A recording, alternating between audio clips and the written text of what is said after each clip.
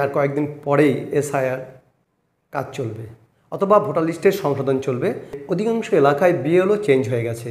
অনেক বিএলও কী করেছে, নিজের নাম চেঞ্জ করার জন্য আবেদন করেছে, কারোর চেঞ্জ হয়নি বা কারোর চেঞ্জ হয়েছে।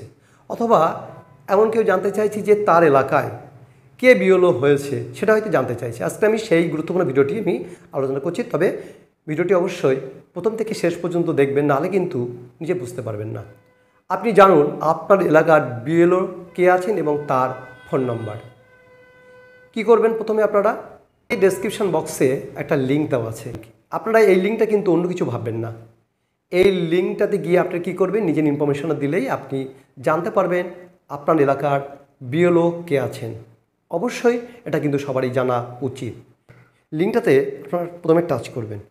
দেখুন, টাচ করার সঙ্গে সঙ্গে এটা ওপেন হবে এবং ওপেন হতে একটু সময় লাগবে। আচ্ছা, এখানে দেখুন ভোটার্স সার্ভিস পোর্টালটা খুলে গেল, ওপেন হয়ে গেল। Voters service portal, no your electoral ecosystem. এখানে বলছে এপিক নাম্বারটা দেওয়া আছে। এই এপিক নাম্বার একটা অপশান আছে, এপিক নাম্বারটা দেবেন এবং নিচে ক্যাপচা দিয়ে দেবেন। আই কার্ডটা আপনি সঙ্গে রাখুন বা আই কার্ডের নম্বরটা আপনি নোট করে রাখুন।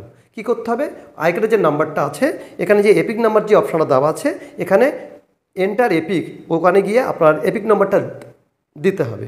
আমি এখানে আমার এপিক নাম্বারটা দিলাম। এখানে দেখুন কি হয়, CXW1525 এবং নিচে ক্যাপচা দেওয়ার একটা অপশান আছে। এই ক্যাপচাটা দিতে হবে, যেভাবে আছে সেইভাবে দেবেন।